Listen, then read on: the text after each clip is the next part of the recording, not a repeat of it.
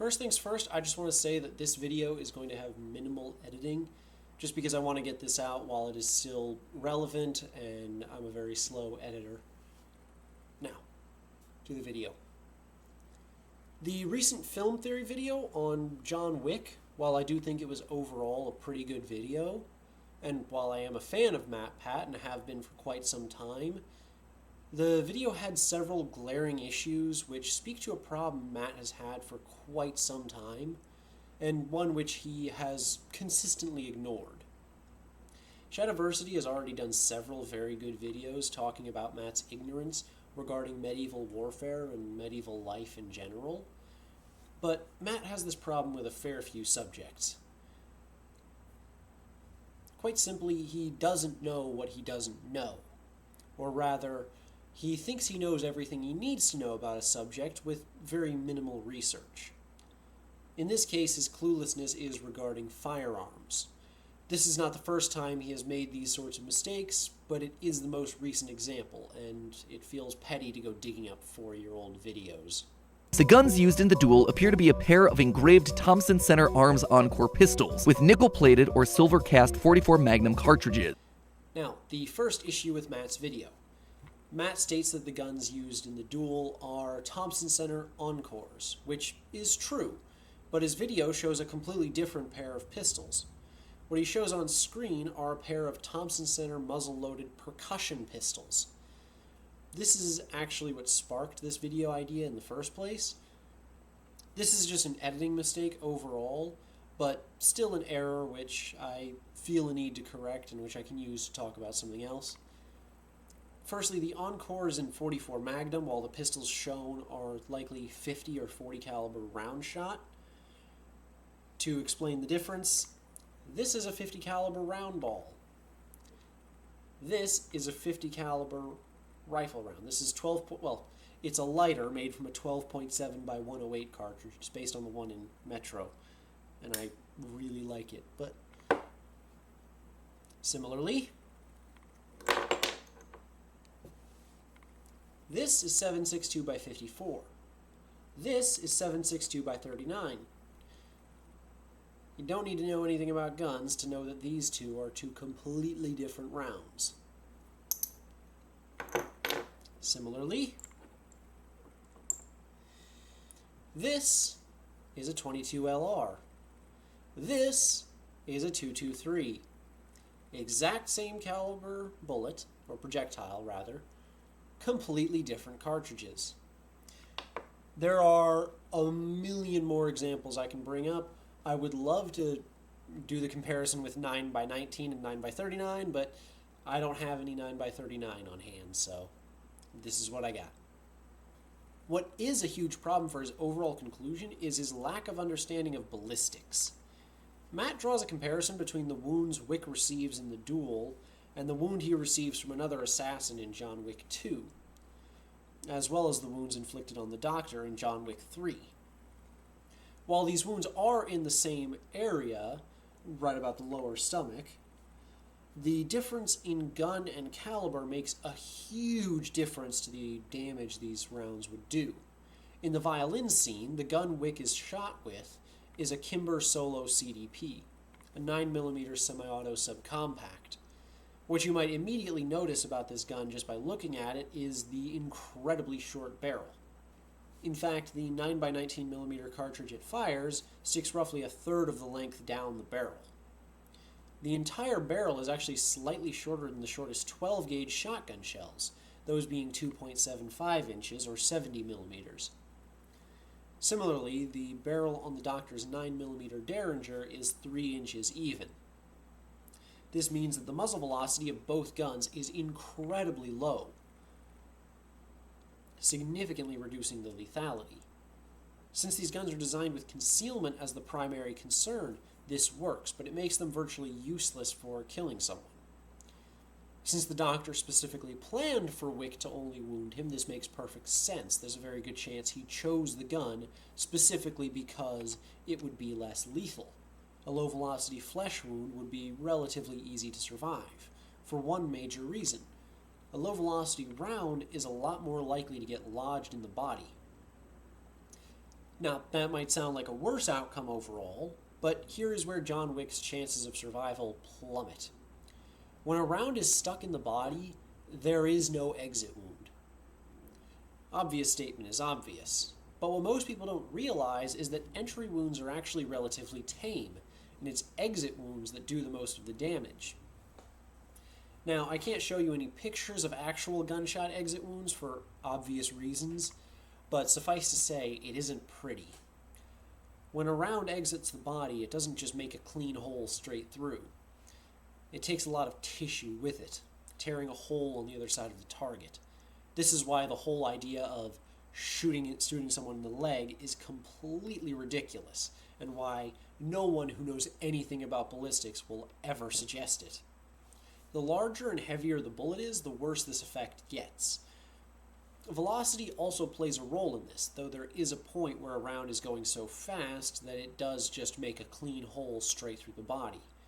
This is part of why armies stopped using high-caliber rifle rounds like 7.62x54 and switched to intermediate rounds like 5.56x45. Not only is a weaker round easier to control in rapid fire, and it being lighter means a soldier can carry more ammunition, but it also does more damage on the other end. Contrary to what Joe Biden said, there are actually dozens of rounds much, much higher velocity than the 5.56, and most of them have been around for over 100 years. Now, back to John Wick. The Thompson Center pistols used in the movie have 12-inch barrels, 4 times the length of the Derringer. This means significantly higher velocity, but not so much that it would just make a clean hole.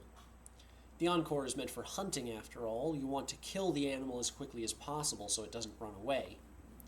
44 Magnum also has a much heavier projectile than any 9mm you will ever see. The rounds shown in the movie are clearly round-nosed projectiles. This is strange, since true 44 Magnum round nose is pretty rare, given how often the round is used in tube magazine-fed rifles. In a tube magazine, a pointed cartridge carries a significant risk of accidental detonation, as the point of one cartridge can set off the primer in the one ahead of it. After some digging, the closest I can find to what's shown in the movie is a 240 grain semi-wad cutter projectile by SNS Casting. Essentially, on impact, the projectile widens, not quite as much as a hollow point, but more than a solid projectile. Now let's compare this to the guns used earlier, the Derringer and the Kimber. The Doctor most likely used 115 grain FMJ rounds, as these are the easiest 9mm rounds to come by and also the least lethal. The Violin Assassin likely used something like the Hornady Subsonic XTP, a 147 grain jacketed hollow point, since her gun is suppressed and any assassin with half a brain would understand the value of subsonic rounds in a suppressed gun. This is by far the deadliest of the 2 rounds, and that's no surprise. She was trying to kill Wick, after all. However, you might have already noticed the problem this presents. Let's compare the effectiveness of these guns. The 9mm Hornady XTP has a muzzle energy of 310 foot-pounds, coming out of a 4-inch barrel, the same length as the barrel of a Glock 19. Out of the Kimber's 2.7-inch barrel, this would be significantly less.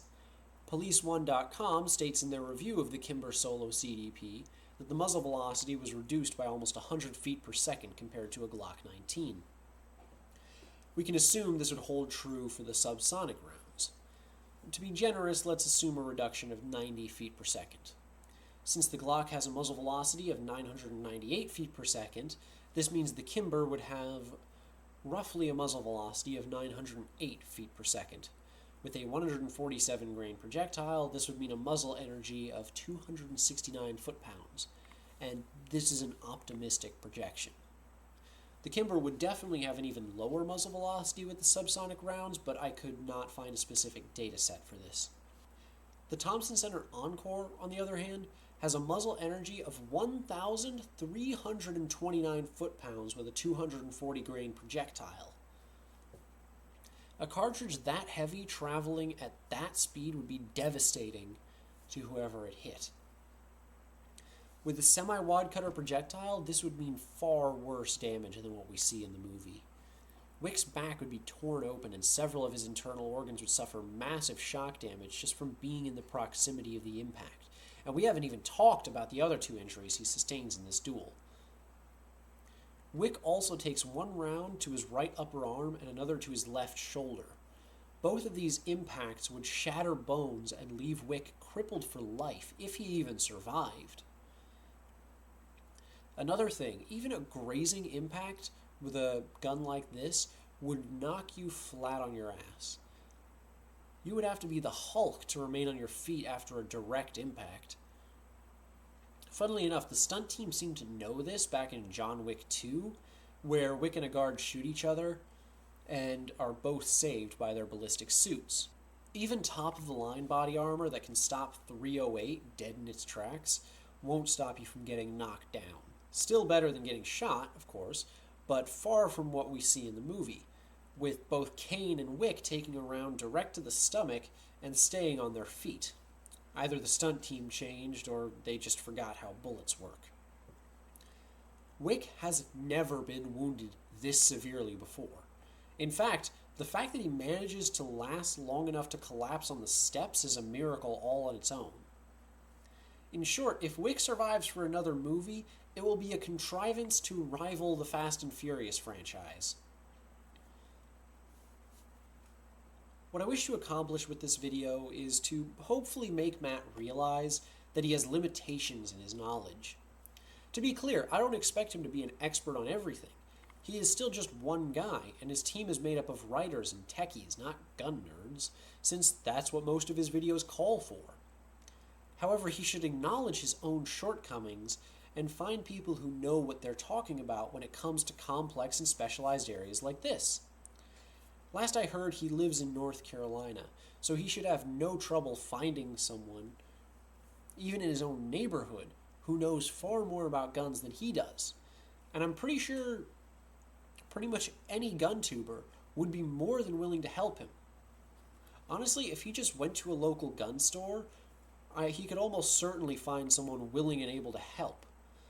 Similarly, on medieval matters, plenty of people from the community of the sword, including Shadiversity and Metatron, have personally offered their help if he should ever ask. Austin from Shoddycast, and previously Game Theory, as you probably know, is a perfect example of this. When he did his video on Wanted back in 2019, he didn't rely on his own lack of knowledge about guns. He found someone more informed than him. Anyway, hopefully Matt sees this video and improves his content because of it. Like I said, I have been a huge fan of his for many years. I think the first video of his I saw was the Assassin's Creed A Leap of Faith video from way back in 2013. And I want nothing but the best for him, his family, and his team, and I only want his content to improve as time goes on. Thank you everyone for watching. Have a good day.